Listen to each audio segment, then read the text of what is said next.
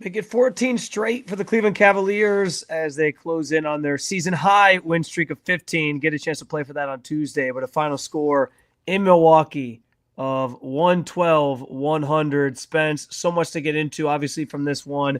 I think maybe starting with the fact that after a streak of slow starts to games, that was not the case tonight. They came out firing all cylinders, 34 points, I believe it was, in the first quarter, and sort of answered the bell there, and really only got outscored in the one quarter, which was the third quarter. So just an all-around solid performance from the Cavaliers as they kind of get themselves back on track a little bit, which is funny to say because they've been winning this entire time. But again, just it was the same sort of Cavaliers basketball we've seen throughout the season, and it culminates in a win, a big win at that, over Milwaukee, who I've been kind of talking about recently, Spence, being a team that should not be taken lightly because you could see them in the playoffs. They've been red hot themselves, and they're a very, very good team. But Cleveland handled them and sort of kept them at an arm's length most of the night. They played really well defensively tonight. I think off ball was the big thing that I was watching the most.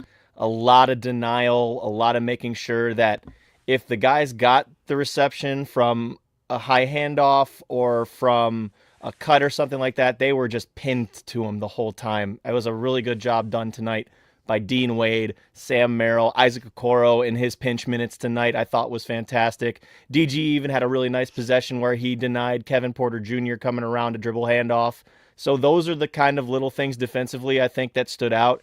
And a lot of the Bucks missed shots too. The Cavs had a lot of momentum going the other way. I know we were texting, and you were like, these guys just can't keep up with the Cavs in transition right now. They were getting a lot of open floor looks, and that got the offense going in that way. Obviously, you come out of the gate, get Max Strus, the hot hand, and you know how we talk about him being a streaky shooter, but he brings all the other stuff to the table too, man, like the defense and just being able to run around in the half court, create chaos, and it really opens up stuff for other players. And Donovan Mitchell was terrific as a playmaker tonight, I think, especially in the first half. So the other players outside of the core four, I think, did a really nice job tonight of just kind of keeping pace, making shots, and defending. Defending is what stood out to me tonight. Yeah, and we can continue to sort of highlight some of the individuals. Max Strus, most, maybe chief among them, just continues to be the guy. I've talked about it before with you, Spence, but like he's always in the right place at the right time, making the right play at the right time,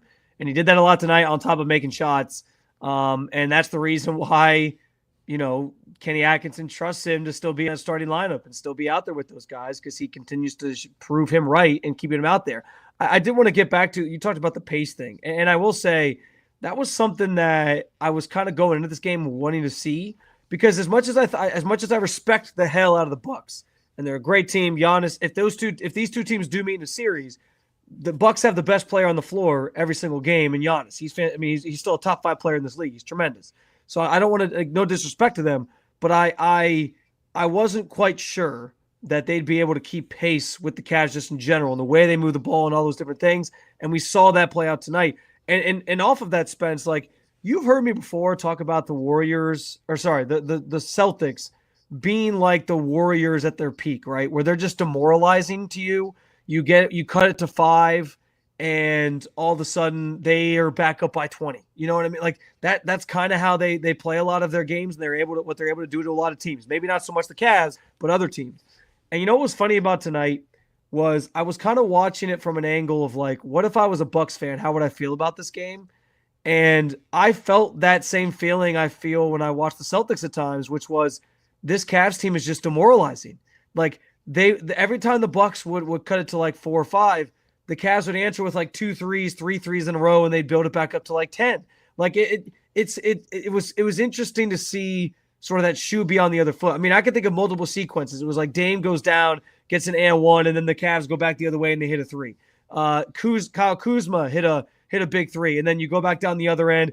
I think it was Sam Merrill who hit a big 3, and then like Dean Wade had that corner 3. Like it was just nonstop. Every time the Bucks felt like they were getting close or cutting the deficit or making it interesting, the Cavs had, it wasn't quite a Cavalanche, but like the start of a Cavalanche to build their lead back up. And so I think it's interesting to picture the Cavs being the team that's kind of wearing that wearing that shoe, wearing that hat, if you will, where they can demoralize an opponent, because we haven't felt that about this Cavs team, obviously, in quite some time.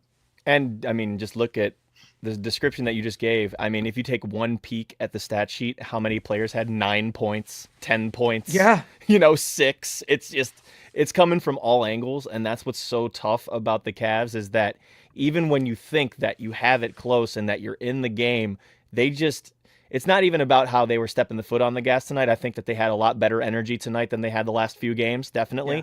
And especially on the road, you needed that against a Milwaukee team that was playing very confidently.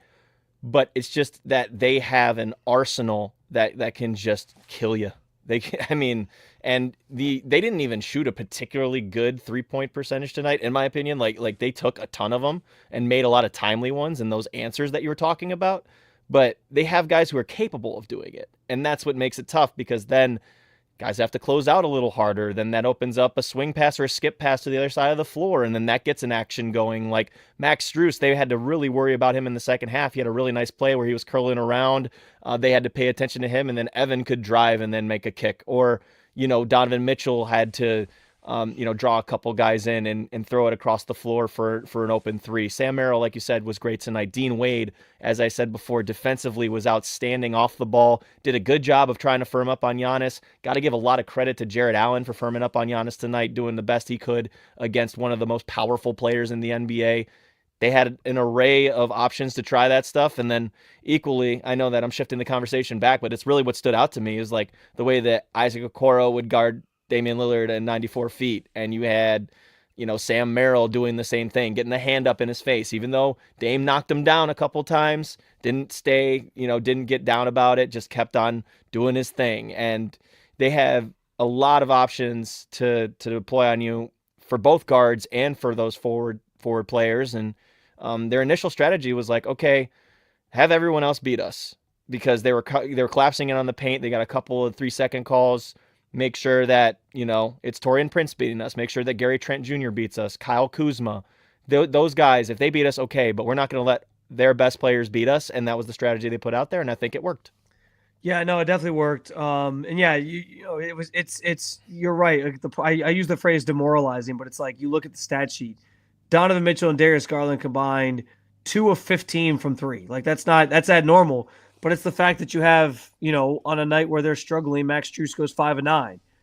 Sam Merrill goes 3 of 5. Dean Wade, as you alluded to, went 3 for 3. Like it was everybody else who was able to sort of contribute from out there, and they got the timely shots.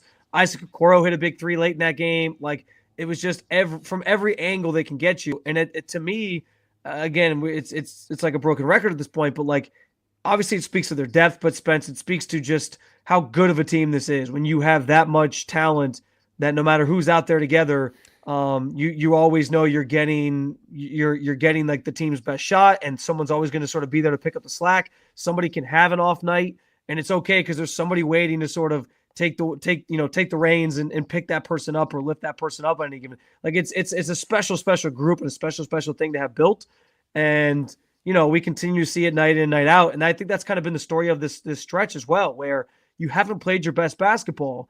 And there's been some nights where like Darius Garland's really struggled. Okay, well, Donovan Mitchell and others have stepped up. And then there's been nights where Donovan Mitchell struggled and Max Strus and, Ty Jerome step up. Like it's just nonstop, man. And that's why they are obviously a title contender and why people are showing them a lot more respect in terms of their ability to, have a deep postseason run because they just have this outstanding group that at any given time, you just never know who's going to beat you. It begs the question, who are you going to take away in the postseason? Are you going to double up on Donovan because then that's going to leave Evan and Darius open? Are you going to double up on DG because then that's going to leave Donovan open? And if teams can't double the way they want to, the way they have in the past because others can contribute the way they do, then that completely changes the calculus for the Cavs offense. And I think that's what we're going to get to seeing the more we get towards the postseason is how are they going to defend them? What is their strategy going to be? Because their other players that aren't their quote-unquote best players can still beat you, which makes them really deadly. I think that's a great question. And just kind of thinking about it here in this moment, I kind of feel like it's going to be like a trickle-down thing where it's like, all right, they're clearly going to take Donovan away first. And I think that's going to leave like somebody like Evan Mobley with a chance to really prove himself. Because I'm assuming teams in the playoffs are going to take the stance of like, well, Evan Mobley's a really good player, but he hasn't done it in the playoffs. Let's make him do it in the playoffs, right? And then if he starts to do it in the playoffs, Then you're going to try to take away both those guys, and then it's going to be like, all right, Darius, it's your turn. But that's the thing is like, as we go through this list and we try to take different people away, Spence, it's like you feel confident that the person who's up next is going to pick up the slack. You feel confident that DeAndre Hunter can step in and pick up the slack. Max Strus is another guy who's like, he's going to have to do it in the playoffs because like we said, he can be streaky at times, but like he's probably going to have a couple games here or there where like he goes off. So it's just remarkable to see a roster that's just this talented, this deep, can do all those things. And yeah, man, like they just pick each other up. They don't miss a beat. It's remarkable. But yeah, and along those lines, I think tonight really became about the role players and what you mentioned. You highlighted Strus already.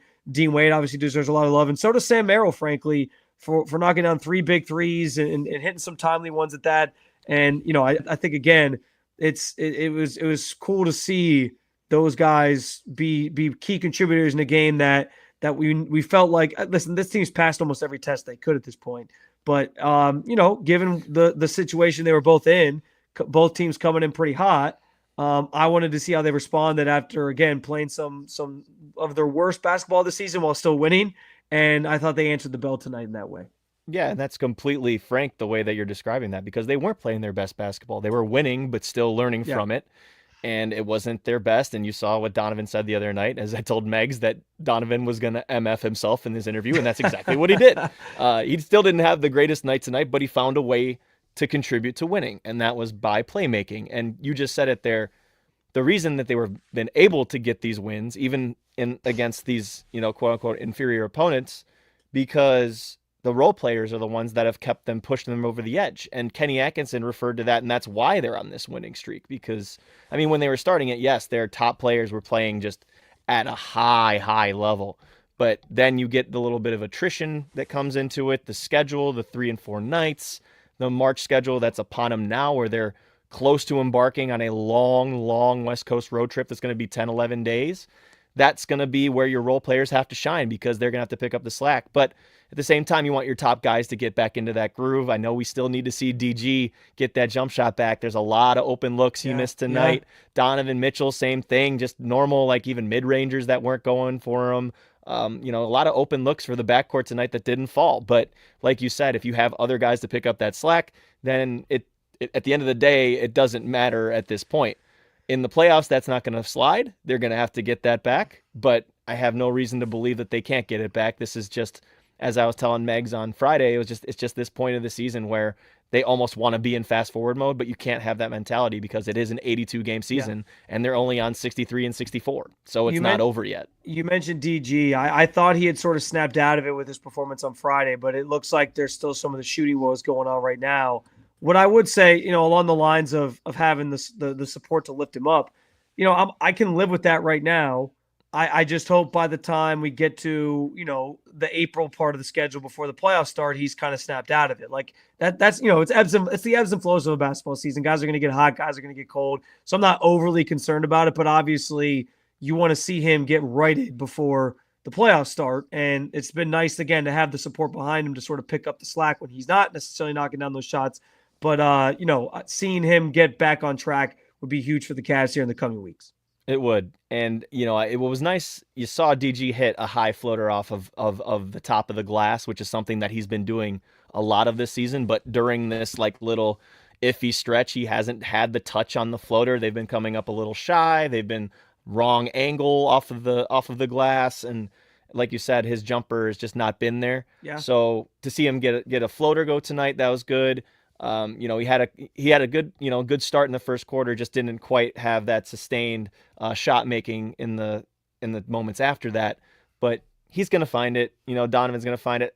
I don't want to make any excuses for Darius. Like he's probably just it, as we discussed on Courtside with Cavs on SI. There's just a little bit, the exact same point. Yeah. Little bit of fatigue at this point of the year. He hasn't been used to playing this deep into the season. At least last year he didn't. And then he's also had some injuries in the past. So, he'll find it. He's going to be all right. Hopefully, the effects from the hip injury or, whatever happened with the cat contest in the Knicks game, that's not going to affect him going forward. He's just kind of probably working through that. And if it's not that, then it's just one of those things where I have no qualms or no worries about Darius Garland going forward, to be honest. Yeah, and we both sort of talked about the fatigue thing on the podcast, and I think there's maybe some truth to that. I almost wonder if that leads to Kenny trying to manage his minutes the best he can here down the stretch of the season, just to make sure he can still be playoff ready, and then it doesn't sort of boil over into something worse in the postseason. But yeah, we'll see what that kind of looks like down the stretch here, because you want Darius at his best, obviously, come April, May, and potentially June as well. Spence, I always like to, with again your basketball IQ you have, give any final thoughts in terms of anything we missed, anything you wanted to hit on that we maybe didn't get to, and then obviously we can go to the comment section and throw some more people up here and talk about it before we get out of here.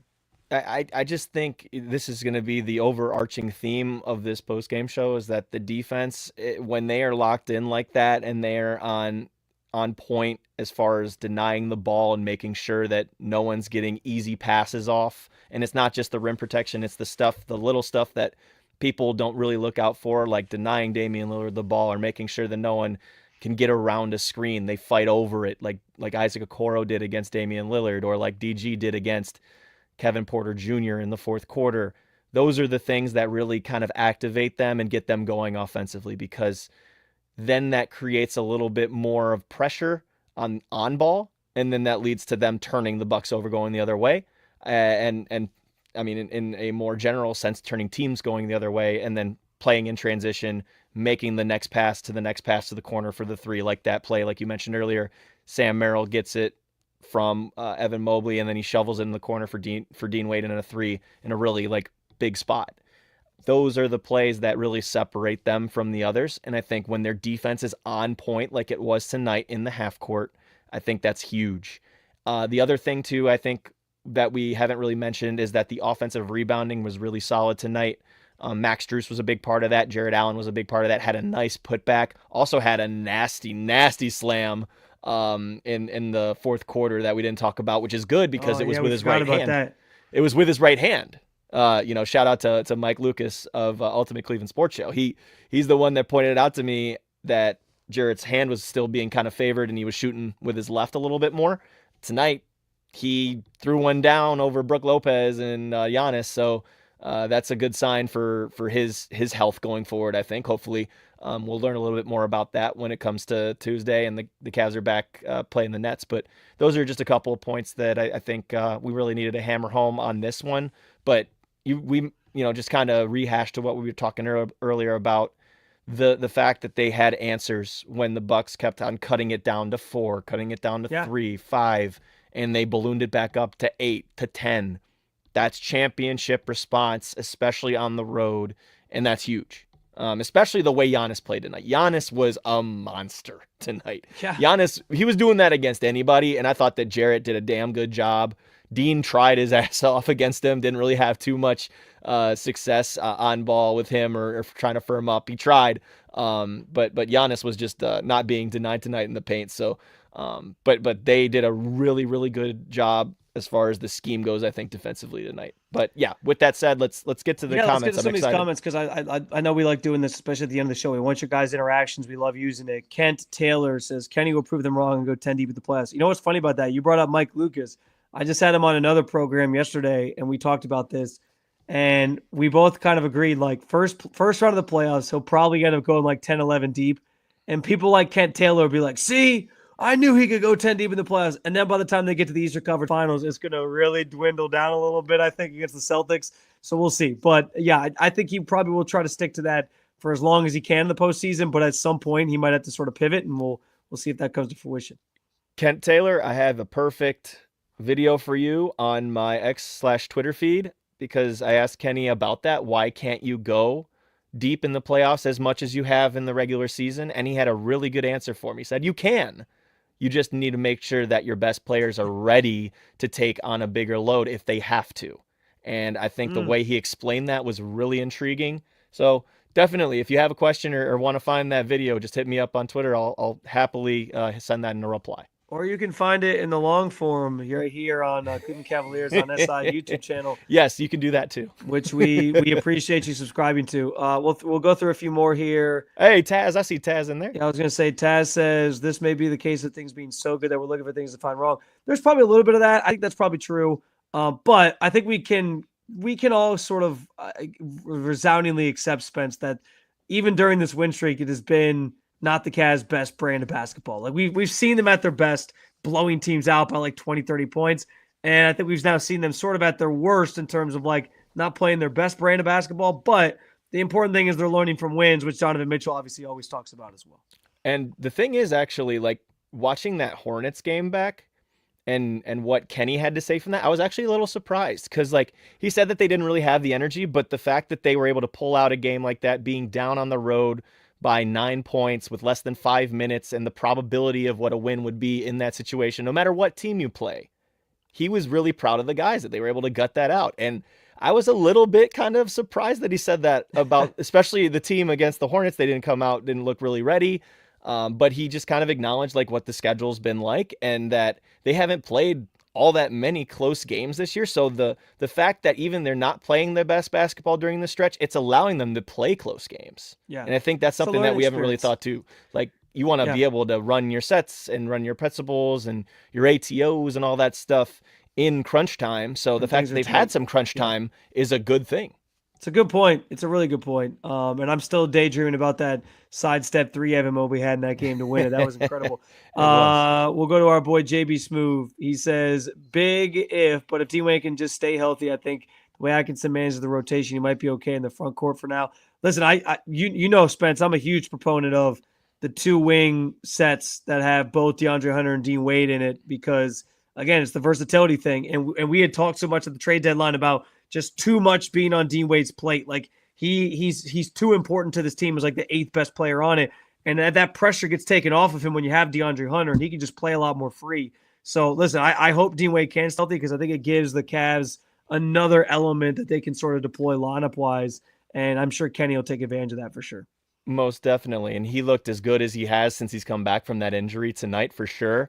One other point too, like, because you got my mind spinning here now. I think that it was interesting to see who closed tonight, and it was still a decently tight game. Who was it? I forget now off the top of my head. It was like Okoro was out on the floor. That's right. And you had Dean on the floor. J.A. like Mobley and Mitchell were sitting. So like that's another great example of how deep and how different they can go when it depends on a matchup or how guys are playing. So that's another thing maybe to look out for. I know there was a little bit of separation there, but that's still a lot of trust to have them out there. And that's big time for when it comes to the playoffs. Because if you need guys in a pinch and it's the end of it's the end of the game, then they have that experience. We'll do one more here. Michael Craig said the Cavs are just wearing teams down with 10 to 11 deep, getting minutes. Yeah, that's kind of what we talked about at the beginning of the show. Like it's just amazing how deep this team is and how they can demoralize teams because you never know who it's going to be. Like Darius Garland's having an off night and teams might be like, all right, we got a shot in this one. And then all of a sudden here comes Max Strus ready to knock down 5 threes. So it's why I think people are talking about the Cavs a certain way of late and why, the national media is taking more attention to the idea that like the Cavs are a true threat. And yeah, I mean, we all kind of are forecasting Cavs Celtics at some point in the postseason to be a trip to the NBA Finals. We hope we get there. But yeah, I mean, this team's just fun to watch. And I thought it was great that tonight they went from a game where they didn't necessarily play their best in terms of even getting up for the game. And they went out there and they took this one seriously and kind of got up for this one. And they proved once again why they are such a dominant force. Team game, buddy. Wow. I tried to say buddy and I said brother at the same time. I said bruddy. So team game, brother, buddy. But team game, bro. Hey, it's Sunday. It's the end of the week. The new slogan of the show. I'm a little bit drowsy. You got daylight savings time going, messing everything up. Yeah, that has thrown everybody off. I woke up this morning and I was like, "There's no way it's 7:00 and my son's actually awake because it's still too dark." I was like, "There's no way. Like, what time is it that I heard him up and I was like, what time is it that I have to go in and try to get him to fall back asleep now?" And then I realized, oh no, it's 7. Yeah, that's the thing. Take solace, Cavs fans, in the fact that the backcourt did not score much tonight, and you still won handily on the road against Milwaukee, who's the 4th seed right now. Let's just say that. By the way, Taz says he likes Bruddy. It's the new catchphrase. New slogan for the show, Bruddy. Oh no. What's up, Bruddy? We're still going with Sleek Freak though. I do like that. That's a great nickname, by the way. This is the part of the show where we always remind you to Like, subscribe, follow this show, this channel, the Cleveland Cavaliers and SI YouTube channel, where we have more content like this, more post-game conversations. We also have our podcast, Courtside with the Cavs on SI, where Spence and I try to talk every week, I actually do want, leading up to the playoffs, to try to get to like 2 a week, because I think these conversations are going to escalate a little bit. We're going to have more to talk about. It's going to be more exciting. So we're hoping to get to that point here, but we can follow the podcast as well. I think we give you some good stuff each week on that. And of course, be sure to check out any of our written content over at si.com/NBA/Cavaliers. We appreciate your guys' support, and we appreciate you guys stopping by for all these conversations after each game, because it's people like you that keep this thing going and keep the machine going. We're getting a lot of Bruddy in the comment section now. Thank you, Junior. I appreciate the comment on that too. Bruddy. That wasn't what I meant to put out there, but we do appreciate the nice boys. Bruddy is better. No to Bruddy. JB Smooth says no. James, Spencer I didn't mean to put that out. Our special Bruddy. Oh no, we might have created a monster, Spence. That could be misinterpreted, so I don't want anyone to take that the wrong way. All right, guys, Lord. We appreciate it as always. Cavs win again, chance to go for 15 straight and tie their season high win streak on Tuesday against the Nets. Spence and I will both be there at Rocket Arena to see if they can pull it off, and we'll see if they can keep the streak going beyond that. But in the meantime, again, like, follow, subscribe, review the podcast, and review this channel and like this channel. And in the meantime, have a great night.